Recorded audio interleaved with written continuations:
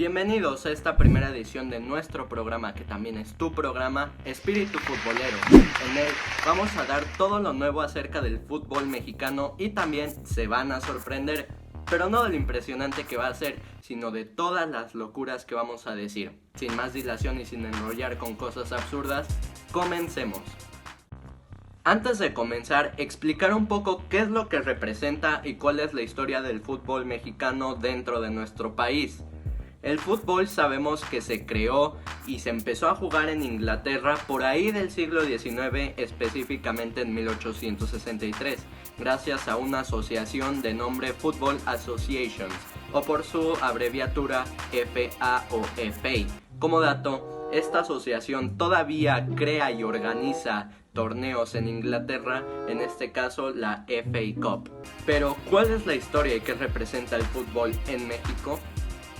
Si bien no hemos conseguido un mundial, y es más, no hemos pasado de octavos de final desde hace años, sin duda somos de los países más apasionados dentro del mundo hacia este deporte. Según nosotros. Solo por detrás de Argentina o Brasil, que esos vatos ya nacieron con pie de oro.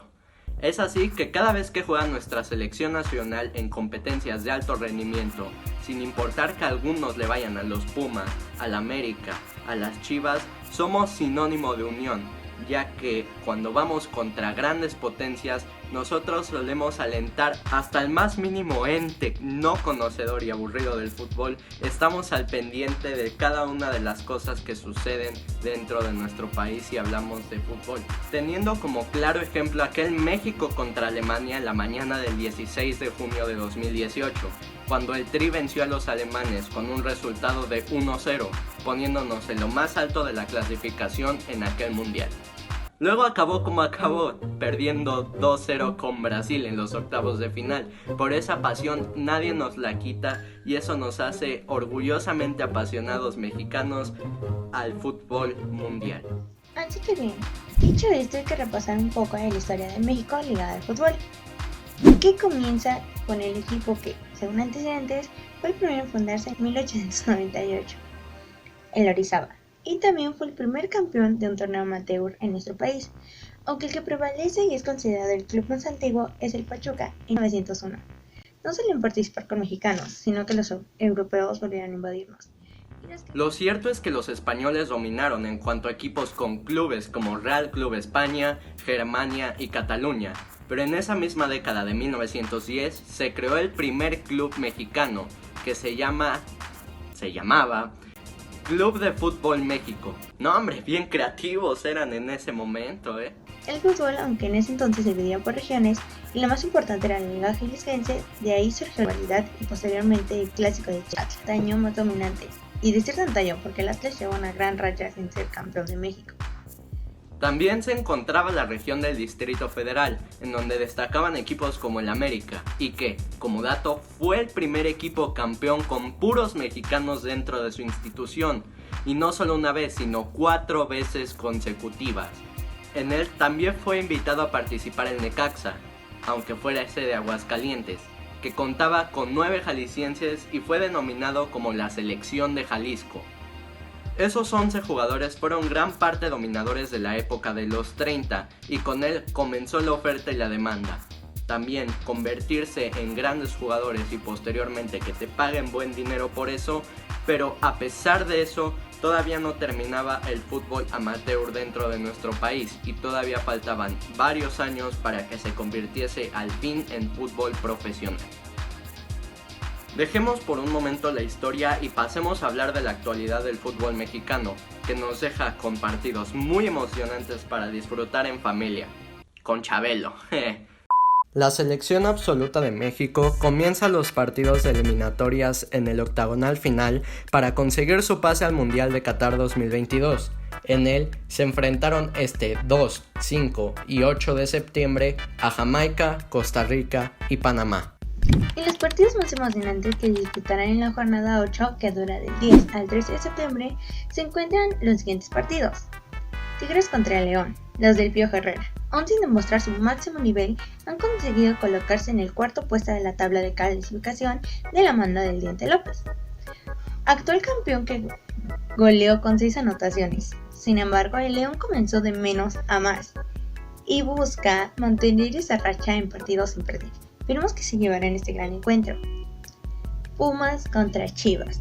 Nuestra institución se enfrenta a Chivas en un partido emocionante, en el cual, si vemos el contexto, los Pumas de la universidad no pasan por un buen momento, pero tras un cambio y restauración de nuestra directiva, van a buscar levantar la cabeza contra unas Chivas que marchan en la posición 11.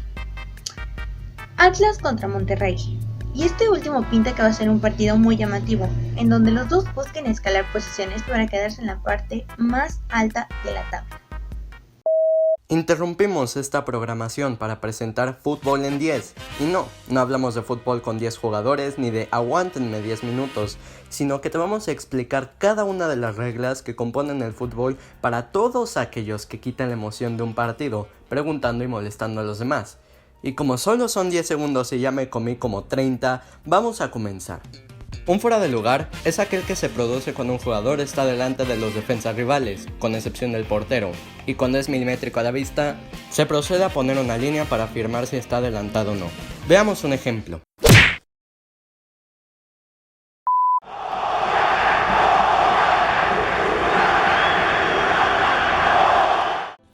Evanibaldo Castro Silva nació el 28 de abril de 1948 en Salvador de Bahía, Brasil, y para muchos es considerado como uno de los mejores delanteros extranjeros que han pisado México en toda la historia del fútbol mundial. Pero como en cada relato y biografía de persona famosa o de persona que llegó al éxito en algún punto de su vida, tienen que comenzar desde lo más bajo para solamente pensar en subir. En este caso, Evanibaldo perdió a sus padres desde muy joven. Es por eso que tuvo que vivir con su tío, que era policía, y pues de esta forma se ambientizó en todo este mundo, haciendo referencia a su apodo y nominalmente, como lo llamamos muchos, Caviño o Cabo. Su carrera futbolística comenzó cuando fue parte del Botafogo de Bahía, en su pueblo natal, el Sportiva de Palmeiras, y escaló posiciones hasta llegar al Atlético de Mineiro, pero todo esto en las inferiores de cada uno de estos clubes de Brasil. Su debut profesional se dio en el América de São José de Río Preto. Obviamente no soy portugués, entonces no sé pronunciarlo bien, pero uno ya se hace la idea. En él marcó 17 goles en 24 partidos, llegó hasta el Flamengo, pero no se mantuvo mucho tiempo, ya que en 6 encuentros solamente pudo marcar un gol y de ahí volvió al Atlético Mineiro, donde hizo 2 goles en 13 partidos. Pero su carrera despegó cuando llegó al club de nombre La Portuguesa, en donde anotó tantos goles así como me divierten las publicaciones del Face, en las que te pasas todo el día y no estudias.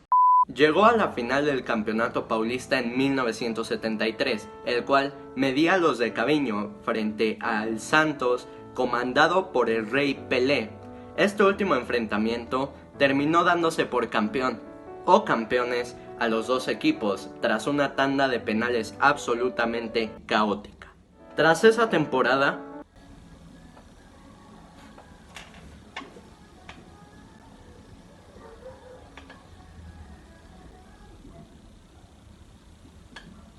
Gracias. Tras esa temporada, Evanibaldo recibió ofertas de muchos lugares alrededor del mundo, pero en específico en nuestros Pumas de la universidad en México. La Portuguesa no lo quería dejar ir, pero Caviño tenía problemas con su esposa. No, con la esposa no, con la esposa no. Quiten eso. No es cierto, no tenía problemas con la esposa. De hecho, ni siquiera tenía. Su primer paso con los Pumas fue difícil para él, ya que permaneció de suplente en los primeros meses posteriores a su llegada y él quería tener un papel protagónico. Y a base de esfuerzo y apuntalar con muchos goles y muchos tiros, cuando salía de suplente, recibió la titularidad y en la temporada 1973-1974 anotó 16 goles como titular. El torneo de 1974-1975 fue muy importante y el que comenzó con la racha de éxitos para el brasileño. pues consiguieron su primer título conocido como la Copa México, o aquí lo conocemos como la Copa MX actualmente, al ganarle al América, y también vencieron al Toluca en el campeón de campeones con un resultado de 1-0. Caviño no solo consiguió títulos colectivos, ya que también consiguió el campeonato de goleo en la Copa México con 14 tantos. Al siguiente año, los Pumas terminaron segundos en la temporada regular, solo por detrás de los azulcremas. Lamentablemente cayeron en cuartos de final, pero Caviño consiguió el campeonato de goleo con 29 tantos, algo nunca antes visto desde hace años. En los periódicos brasileños lo destacaban como un adulto jugando contra niños, ya que nadie lo podía parar y nadie podía evitar que marcase tantos goles. Castro Silva no paró y en la temporada 76-77 llevó a la UNAM a su primer título de liga. En esta, el equipo de los Pumas anotó 67 goles y adivinen qué, 34 de ellos fueron anotados por Caviño, con un bicampeonato de goleo y también denominado como el mejor jugador de esa liga. Casi repiten la hazaña en 1978, pero unos Tigres con un Tomás Boy encendido dejaron derrumbados en la final a los Pumas. Aún así se volvió a alzar con el campeonato de goleo y también fue nombrado MVP del torneo. Mientras tanto, en aquel año, un joven Hugo Sánchez se formaba y Caviño fue parte fundamental de su disciplina y su formación en los tiros, y esto dio resultado cuando en 1979 los dos ganaron el campeonato de goleo con 26 goles hechos por ambos. Sin embargo, la Autónoma se volvió a quedar en segundo, tras caer con un Cruz Azul de la época y equipo de la década. A partir de ese instante, Caviño se trasladó al Atlante, León y Tigres, y en total consiguió el récord de tener 8 títulos de goleo en sus vitrinas y anotar 312 goles en total, haciéndolo como el máximo anotador de goles en toda la historia del fútbol mexicano. Algo irrepetible e increíble hasta la fecha. Poco a poco la afición lo ha comenzado a olvidar hasta estos instantes en donde ya casi nadie lo recuerda, pero dejará un legado que es casi imposible de superar y, por supuesto, como una leyenda de la época. Esto ha sido todo por hoy, en un programa donde hemos desempolvado un poquito de nuestra historia en el fútbol mundial. Esperamos que les haya gustado y si es así, denle un buen like a este video, suscríbanse y activen la campanita de notificaciones aquí en este canal de Pulso TV, aquí abajito. Bueno, yo no veo nada, pero aquí abajito. Sin más que decir, esperamos que les haya gustado y esto fue Espíritu Futbolero. Hasta la próxima.